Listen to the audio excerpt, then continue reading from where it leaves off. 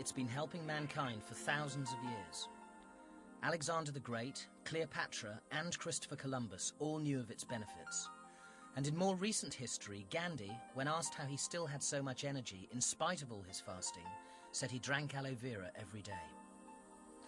It only grows in hot, dry climates, liking soils rich in minerals, and its one natural enemy is frost. There are over 300 different types of aloe vera, but only 5 of them are known to be useful to mankind. Of those 5, the most potent is Aloe barbadensis Miller. It's been around for thousands of years, and it's probably been helping mankind for 4,000 years. I'd seen it in the textbooks before, but I didn't realise it was actually on the coat of arms of the Royal College of Veterinary Surgeons, actually a picture of the Aloe barbadensis Miller plant. And what was very interesting was that they actually used it internally and topically, because really these days, the actual internal use, everybody seems to think it's a new thing, when in fact it's been going for hundreds of years using it internally. It looks like a cactus, but it's actually a succulent. It's a member of the lily family. Under the rind of the leaf, you've got a sap system. Underneath that layer of sap is what we call a mucilage layer or a slimy layer.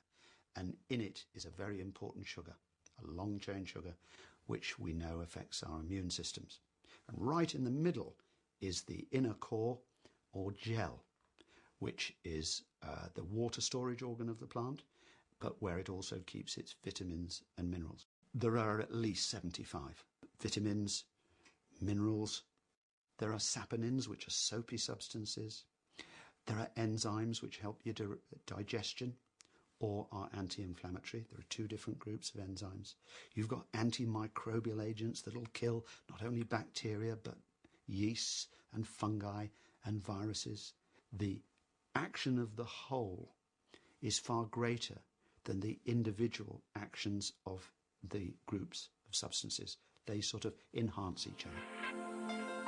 To guarantee that the benefits reach you in their purest form, Forever Living Products, the world's largest growers of this remarkable plant, produce only the Rolls-Royce of aloe vera. Our plants are organically grown to start with. We don't use herbicides or pesticides.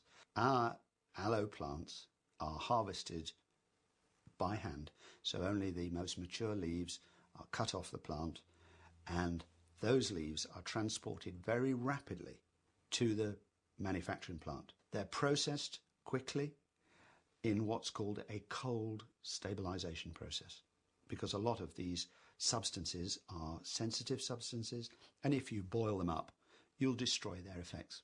We have to add some stabilizers, but they're all from natural sources, and then obviously we put it in the bottle. But we do this without filtration and without concentration. It is important in any product to make sure that you have a decent amount of aloe vera, or it's obviously not going to work. Our main ingredient is stabilized aloe vera gel with da-da-da-da-da. You go into some shops and it's da-da-da-da-da with aloe vera, but a tiny amount. In fact, such a small amount as to make me cast doubt on its efficacy.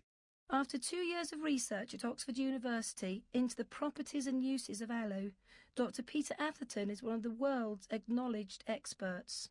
The areas in which it works, I believe, are fundamentally only 2. One is what we call epithelial tissue, anatomically, which, for most people, it's best to think of it as surfaces and membranes. So your biggest epithelium is your skin. But of course, as the skin goes into the mouth, it changes and becomes a mucous membrane, which lines the sinuses, the back of your nose, the throat, then goes down the gullet, lines the stomach and the small bowel, the large bowel, comes out and becomes skin again. It lines the genital tract and it lines the lungs, the bronchi. So if you could think of aloe vera working wherever there is damage to surfaces and membranes. And the second area, due to this long-chain polysaccharide sugar, which was in that slimy bit in the leaf, is it works on the immune system as what we call an immunomodulator, which means it's a balancer. In some circumstances, it seems to enhance the immune response, but in other circumstances where the immune response is already too much, it will slow it down.